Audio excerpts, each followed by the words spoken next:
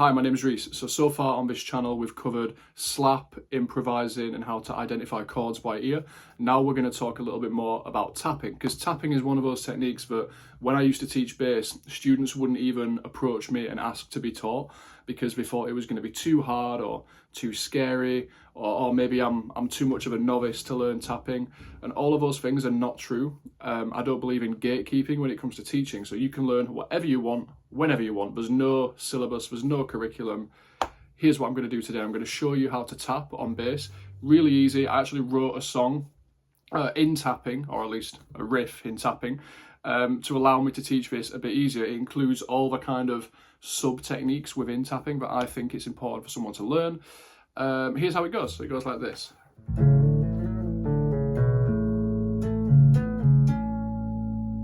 Like that, okay?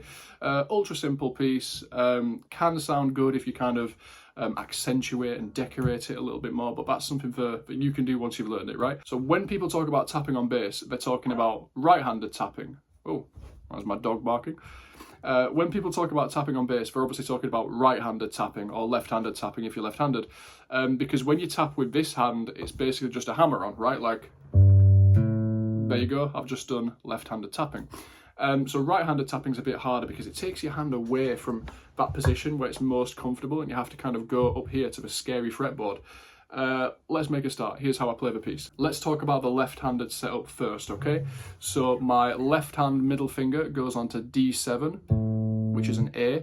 My pointer finger on my left hand goes onto G6, which is a C sharp. Like that, okay? As you can see, it's kind of one diagonal behind the other. For a position like this, I always like to place the middle finger first because then it feels like it's easier to get my my pointer finger to behave itself and come down there.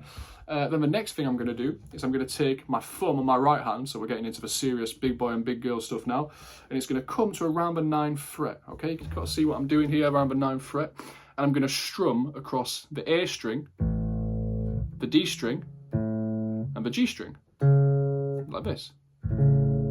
Okay, hopefully you can hear that nice and clear. It can get a bit muddy sometimes when you're doing this on a bass. That's why we have to do this quite high up instead of down here, like a bit muddier, right? So up here on this A string, and that gives us an A major triad, okay? We have the root note, we have the octave, and we have a major third. So anyway, yeah, you're gonna strum across all 3 strings, and once you've done that, on your left hand, your ring finger right here is gonna go down onto G7, okay? So it's gonna be next to your middle finger. I'll bring it in a bit closer. So we go from here. Do you see what I'm doing there? Like that, okay? And once you've done that, I think that's the hardest left-hand part we're doing today out of the way. So instead of trying to change where your fingers are on the frets, like doing sort of playing and then trying to find a different place to fret, I'd actually say change it from your wrist. So you can pivot this way. Some people prefer to play kind of 90 degrees on when we're doing stuff like this. And some people prefer to play more 45 degrees on, like this, okay? Doesn't really matter which way you do it. There isn't really a better way to do it because we're only using these 3 fingers on the left hand. We don't need to save space for the little finger by sort of sweeping in like that. So I prefer to have it down here, but if you feel like you can only get the ring finger down next to the middle finger from this position, then do it like that, okay? Those are the 2 solutions that I find for people when they struggle with that part in particular. So this is where the real tapping starts now, with the right hand. Once I've strummed across all 3 strings and hammered on with my ring finger to G7, my thumb is going to stay there, arch back up, and land on G9, okay? So in the past, I've caught flack from some bass teachers because I'm using the thumb right now, okay? Not the pointer finger, not the middle finger, but the thumb. Now, I only use it for just a second to introduce this concept because it's easier to introduce the concept like this. At work, like I say, I don't teach bass anymore. I work in healthcare, in primary care in the UK. And I found that it's much easier for patients with neurological deficits to approximate, which means to move closer together, the thumb and the pointer finger, than it is for them to do tests where they have to move their pointer finger to another place, right? And where I'm going with this is that when you do this piece, you can see right here, my pointer finger is behind the neck. So all I'm doing is this. Now, everyone, whoa, nearly dropped my bass. Everyone here can close your eyes. I feel like a crab doing this, right? You can close your eyes and you can always do this. But if I told you to like tap the same place with the same intensity over and over again. It'd be a bit harder, especially if you've never done it before. So here's how we're going to do this. Just to start off with, we're going to introduce the pointer finger and middle finger in just a sec. Don't worry about it. So we strum across, hammer on with the ring finger, tap down with the thumb. So again, all you're doing is this motion, and you've done this a million times. Every time you pick something up, you've done this motion. We're introducing the concept with a familiar motion. Here's an unfamiliar concept though. The next thing we're going to do is slide from 9 to 11. Slide from 9 to 11 and then back down again. Does that make sense right there? So I'm going to make it a little bit closer. I'm coming in. I'm gonna leave out the A string for now, just so it's more audible on the video.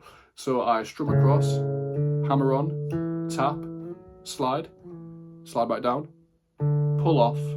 Okay, there's the next part. We're going quite fast now because once you've got the actual, once you've got the thumb on the string, you're just moving the old boy around, so it's kind of easy. At this point, another issue you might be having is volume dropping off dramatically. Okay, that might sound something like this. So we go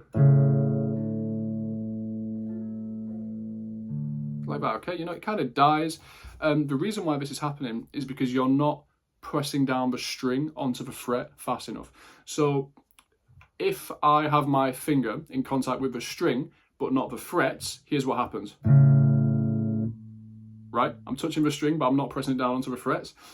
So you need to minimize the amount of time that that's happening for, so that you don't get any muting or any limitation of the sound. Best way to do that, don't know why I did it with two fingers there. Best way to do that is just to press down faster, not harder, because then you get, that doesn't really sound good. We want this to be a relaxing piece. If you're playing this for your family and then you just go like, that's not going to sound very nice. You're going to be whacking your finger into the string. It needs to be fast, but not hard. Quite challenging, but that's your way out of that hole if you're losing volume every time you press down on the strings. So once you've done 9, 11, 9, it gets really easy. All we do is take off everything we've put on so far, okay? So far we have like that. Don't come off straight up, okay? So when you get back to G9, armpit, kind of muted that. When you get back to G9, don't come straight up, because that doesn't really refresh the vibration of the string. And a key concept in tapping is keeping those vibrations going all the way through the piece. So what we're actually going to do is we're going to come off at an angle. I'm going to show this like, does that make sense? So we go, there, it gets a nice like burst of volume when you come off at an angle. You don't have to go straight down laterally like I just did there. It can be more like a 45-degree thing. But yeah, that's how we keep the volume going. And then same concept with taking the ring finger off. So instead of going, barely even hear that, we go, does that make sense? I'm kind of taking my ring finger, let's see if this is visible, and I'm going, right? Instead of, I'm just going like that. And that's how we keep the volume going. There's a little secret for you. And that's the other thing about this piece, because we're holding the left hand in one position for so long, your fingers are probably going to look like, can you see that on the camera? Like this, like, ooh, yeah, you can see it now. You can look like that afterwards, but that's okay. You'll get used to it, I guess. There's no two ways around it. There might be other pieces out there where you're moving your hand about a little bit more, but you can learn after this one. But this lesson is all about the right hand. So left hand is going to have to take some punishment as we get through this. Now let's talk about bringing in the pointer finger and the middle finger, okay? So we've done this. Here's what's next. Like that, okay? So we're going on to D string, 9, and then pulling off. Now the pull off on the D string, very, very difficult, okay?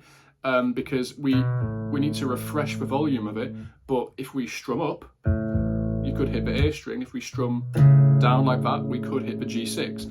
So this is why you need to kind of apply the pressure. So I need to come right in close of it. You can apply the pressure, bend it a little bit, and then come off, okay? The bend returning to normal. How to put this? So I'm bending the string and then coming up. That gives it enough sort of momentum as it returns to normal in order to refresh the volume a bit more. There you go, there's a full piece. One more time for you. So strum, hammer on, tap, 9, 11. Sounds quite bad actually. Hammer on, tap, 9, 11, 9. Pull off, tap, pull off. Okay, like that. So D9, D7, D9, D7, D9, D7, D9, D7. What I'm doing there, again, just to show you, I tap down on the D9, I rotate my hand, and then I lift up, okay? And that gives me like a good volume refresh without having to throw my hand off the string to get it to vibrate again. Now at this point, once you've repped this over and over again, I'd like you to do something a bit different for me, okay? We're going to replace the thumb. So we introduced the concept by using the thumb because approximating the thumb and pointer finger, easiest movement you can do with your hand. Now you should have got the hang of that. We've applied the concept.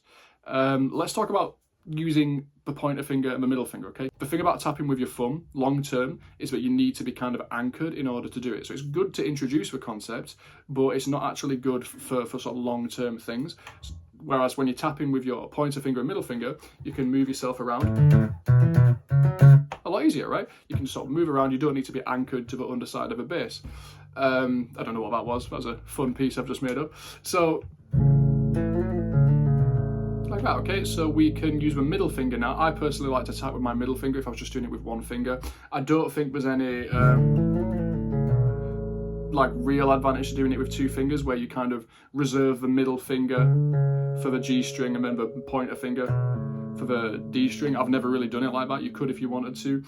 But yeah, pick a finger, pick a combination of fingers. It helps a little bit to kind of rest your thumb on the top of the neck here, because then you're not just jabbing into the bass using kind of shoulder internal rotation. You're resting your thumb on the top of the bass and pivoting in. That means that the thumb kind of acts as a guideline, and you're like, I can close my eyes, do this, and I'm always going to hit the same spot with the same pressure. Whereas if I have my eyes open, I'm looking over here, it's not the exact same spot every time. There's a little bit of a human error which could come into play doing that at first. Now, obviously, amazing tapping artist. My favourite tapping artist on YouTube is a guy called Xander's On. Please look at his channel. They don't have this problem, but we're talking about someone for the first time doing this, okay? So that's why I'm taking it slow. So, again, so far we have. And then we're going to replace that with one of the fingers. So, like that, okay? So there, that's the full piece. Now, I actually like to, once I'm finished with this, strum across. You can use anything you want to strum across. I actually always use the thumb. I think it feels quite natural to me, so I like this. And then I'm going to go onto the rest of the notes in A major. So up here we have G string, 14, 16 and 18. Okay, so these are the ones kind of between the dots. Again, sorry, awkward bass, you can't see the dots, but here's 12 right here. So from 12 we have 14, 16 and 18. Like that, okay? And I like to tap these in any order you choose. Usually I choose ascending, but you can go like that as well. That sounds quite cool. That's 16, 18, 14. After that big strum at the end. So in total, and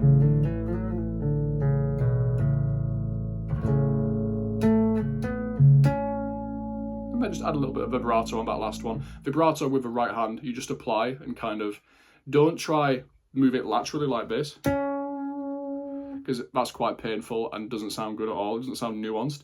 But when you're applying pressure with just one point like this, just doing a circle sounds good. You can move your hand left and right. The best way to do it is kind of like how violinists do it, where you go, you're actually going on the fret, up and down like this, but you're not moving your finger up and down.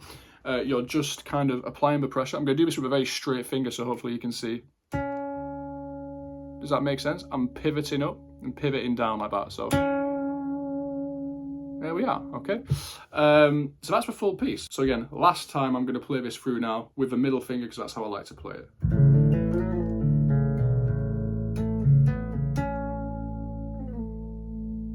Like that, okay? The reason I included that bit at the end where we go is because it's really good for practicing your pressure, okay? Do you know how earlier I mentioned that concept of you need to be fast but not hard? Imagine someone just played a beautiful, like, sort of gorgeous, oh, well, definitely not there, a beautiful, gorgeous, like, tapping solo for you there, and then at the end of it, they just go, real bad, they go, oh, like that at the end. That would kill it completely. So by practicing this, we can practice to make it a little bit more tender, right? A little bit more gentle. And by doing that, we learn how to apply pressure properly with the middle and pointer fingers without it sounding jarring, where it's fast, but not hard. Okay, that's everything I wanted to go through today. I really hope that this has helped you, helped some people at least. I ran out of battery in my 2 proper cameras doing this, so I'm back to how I was a few months ago for that improvising video. I'm in a black t-shirt, I'm sat at my desk on my phone, although this time I am going to flip the video because a lot of people in that video thought I was left-handed. I'm not left-handed, sorry to break it to you guys. But yeah, listen, really enjoying teaching on YouTube, really enjoying making any kind of YouTube videos. Don't know if I'll do bass videos forever, but for now I'm absolutely loving it. Thank you for all the support and feedback, and yeah man, if you have any questions, let me know. Any comments, anything you want to see, let me know. I'm waffling big time now. Thanks for watching. Goodbye.